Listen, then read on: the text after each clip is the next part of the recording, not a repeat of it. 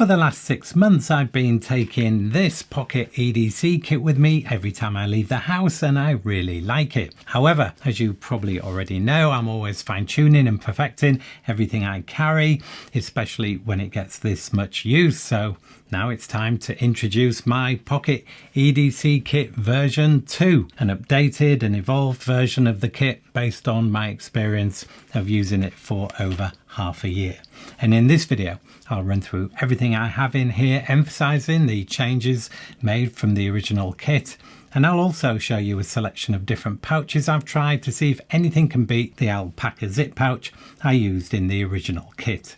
And as always, I'll link to everything featured in the video description below, where I'll also link to the original Pocket EDC kit video.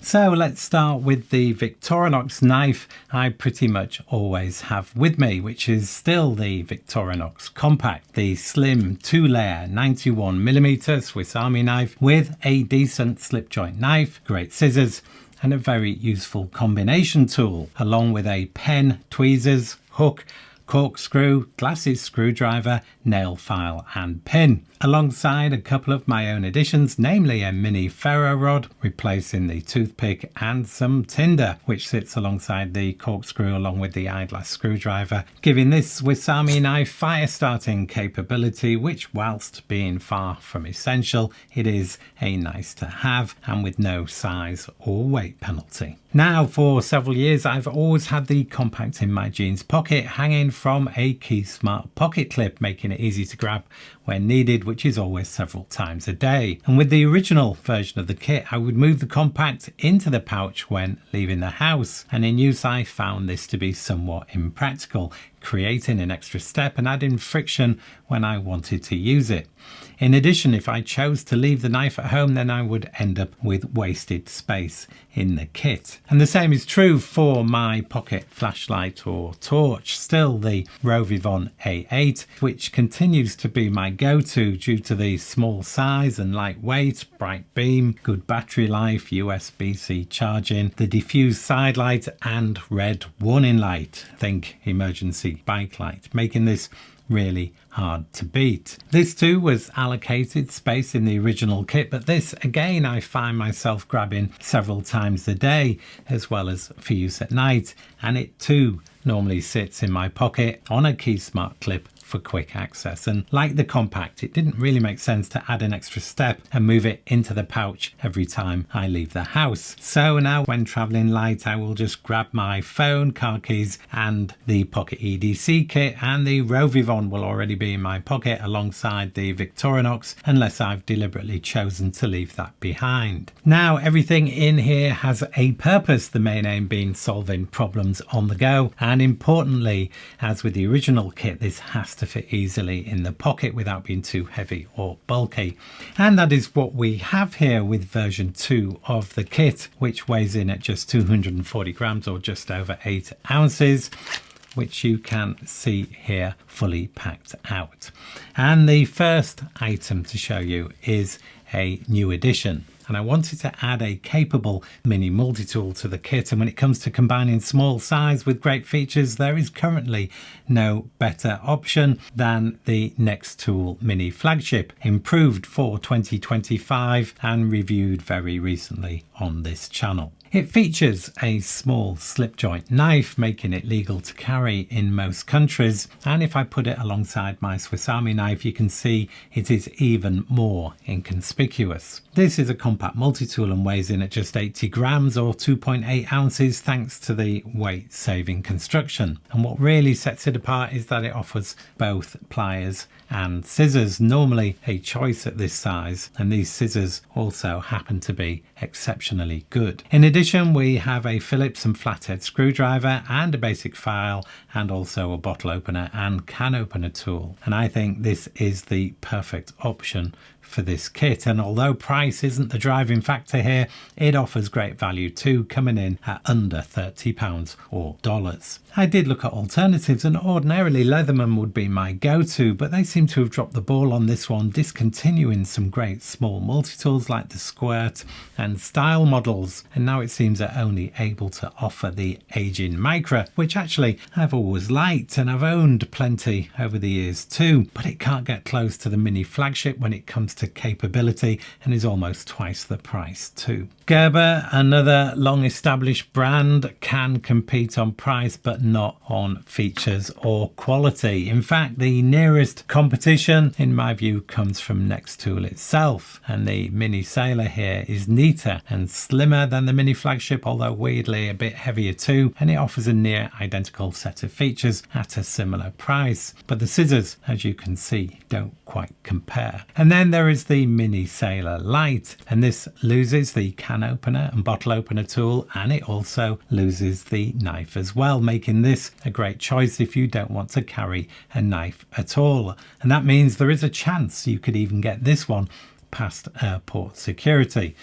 But of course with no guarantees, as they're like magpies with this stuff, and you might have more of a chance with the very limited functionality offered by the Victorinox Jetsetter here. For general use though, I'm confident the mini Flagship is pretty much unbeatable in this setup. Next we have something which was missing from the original kit because I didn't think there was a suitable option, and that is a power bank. Now, as I've said many times before, if your phone battery dies, you lose access to communication, navigation, credit card payments, your contacts, event or travel tickets, and of course so much more. And a power bank gives you a valuable lifeline, and for this kit there is only one on the market I could find which is small enough, and it's this one here, the Tau version 2. Super compact, as you can see. This offers a 2000 milliamp hour battery capacity, which will get you going again, charging most phones to around 30%, which is all you need for something like a day trip. And very usefully, it has charging cables built in, a USB-C, which will keep most people happy, and a lightning cable for older iPhones. It will even charge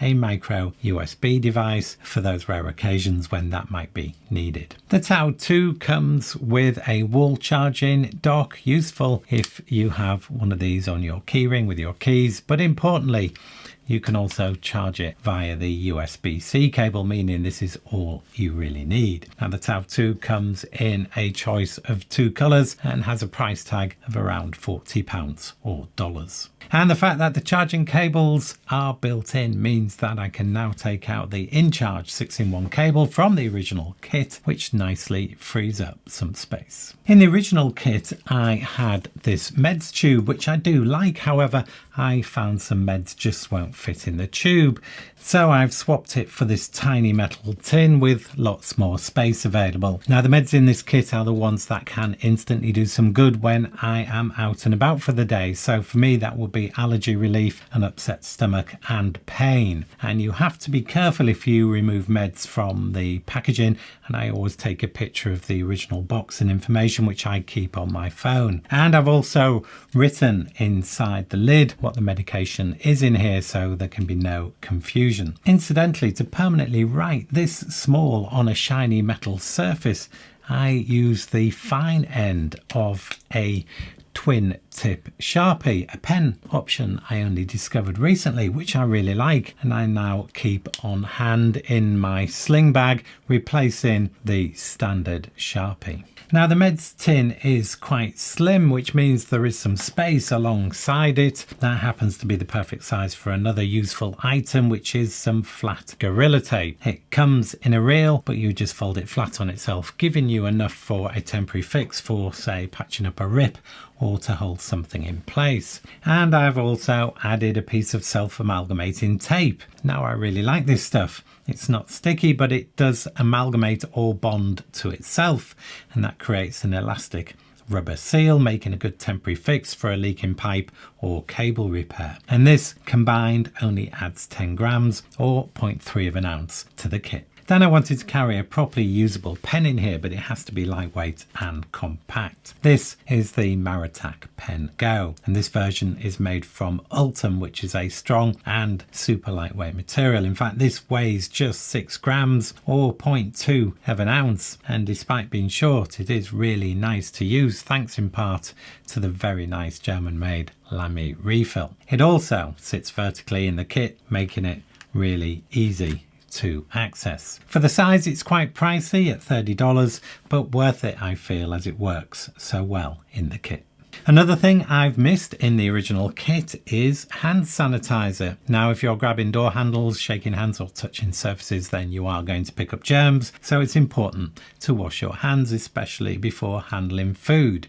Now, soap and water does the best job, but it's not always accessible. So I went as far as obtaining these mini kit-friendly tubes so I could decant the hand gel into them. But in the end, I decided it was all a bit too faffy and decided instead to include 1 or 2 of these individually wrapped antimicrobial hand wipes. And as it turns out, these are actually quite a bit more effective than hand sanitizer.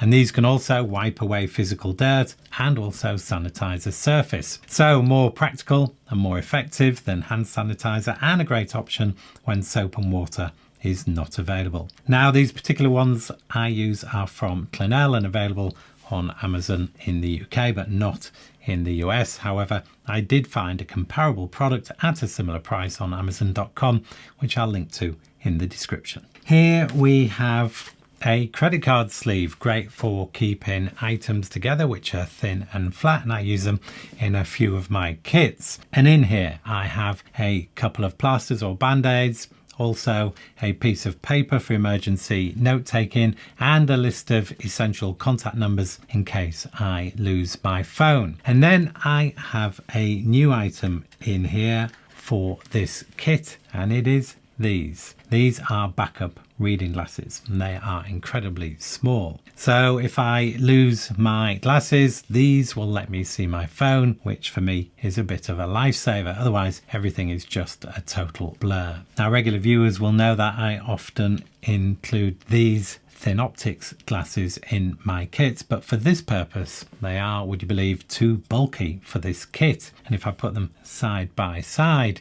you will see what I mean. Now, this version is available in several reading strengths. I use 3.0 and they're readily available on Amazon, and they cost around £5 or dollars in packs of 3, and they're so light they don't even register on my scales. Now, these are a bit fiddly for general use, but if you keep that in mind, you won't be disappointed. Now, this kit also doubles up as my wallet, and because I generally use my phone to pay for things, and because I rarely need cash these days, I find a separate wallet is not needed. So in here I have my driving license, a backup credit card and a bank debit card, and in the zip pocket at the front I carry some cash for emergency use in the form of notes. Finally, in here I have an air card, and this uses Apple's Find My ecosystem, so I can locate this kit if I drop it or leave it behind somewhere. Incidentally, if you like this type of content and are not already a subscriber, then please do consider clicking the subscribe button, as it really helps with channel visibility and growth. Okay, let's talk pouches, and the pouch used for the original kit is the zip pouch from Alpaka, and I've had this one for at least a couple of years now, and with that in mind I decided to buy a couple of new ones so I could be sure the size was the same, because I can see there've been a couple of small design changes. Now, the blue one here uses an RX30 X-Pack material, and I also have a black one here which uses a VX21 X-Pack. X-Pack, by the way, is a waterproof and lightweight technical sailcloth. There is a slightly different feel to these fabrics. The RX30 here has a bit more softness to it. Both, though, weigh the same at 35 grams, which is nice and light, and the size is the same as my original version. The pouches are lined and have this central divider, and I put the flat card items and the pen on one side and everything else on the other, and it stops them coming into contact. And the kit contents do fit very snugly in here, with very little room for anything else, making these pouches ideal when looking for the most compact solution. And the price for this pouch is also very reasonable, coming in at around £25 or dollars. Alpaka also make versions of this pouch with external sleeves, namely the Zip Pouch Pro and the Zip Card Holder. However, these don't work with this kit because with the double fabric layer they become more rigid, and that results in reduced internal space, and I couldn't get the zip to close with either of these options. And once they're fully packed out, nothing will fit in the sleeves anyway. Alpaka also make what they call a coin pouch with this expanding front pocket and magnetic closure, and it's marginally larger than the zip pouch, so it looks like a good option. However, the coin flap won't close when the pouch is packed out, so not one for this kit either. Then there's the Alpaka Hub Pouch. The main dimensions are not too dissimilar to the zip pouch, but it has more depth and with a book style opening and these elasticated loops. This is a really nice pouch, but it doesn't suit the kit contents used here, making it hard to maximize the space on offer. This style more suits larger and longer items, but I do like it, and I'm sure you will see it again in future content. Then we have a new one from Alpaka, the Hub Zip Pocket. This one is very different. It has some boxy depth to it, as you can see, and the zip is chunky, and it opens to reveal a concertina interior with a magnetically closing center pocket for coins. Putting the kit contents in here doesn't really work at all, as they don't actually fit. It's shallower than the zip pouch and you lose a lot of space at the sides here. This is clearly more for coins, cards and a chunky car key, and for that purpose it actually does a great job. And then I have one more pouch which does work really well. Not from Alpaka this time, but from Topo Designs. This is their micro pouch, which has actually been around for quite some time, but was always very difficult to get hold of, and I thought might have been discontinued. Not so it seems, and there are now lots of colours to choose from, and I particularly like this black on black version. Now this has one single lined zip pocket, so no divider, and it is slightly taller than the Alpaka but has a side zip instead of a top zip. It's also a little bit lighter than the Alpaka and quite a bit cheaper too, costing me just £13, and is the same in dollars. Now loading it up, you can see we have a bit of extra room in here. The 1000D nylon fabric used is a little less rigid than the X pack of the Alpaka, so you can pack this one out a little bit more. So if you do need a bit more space, then this is definitely the one to go for. But for me, for now at least, I'm sticking with the Alpaka. So there you have it. Let's have a quick look at everything that now goes into my new Pocket EDC Kit version 2. And this will now be my most carried kit. Do let me know in the comments if you think I've missed something, or if you have any content or pouch suggestions.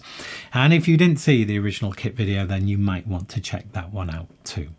And as always, thank you for watching, and I hope you can join me for the next one.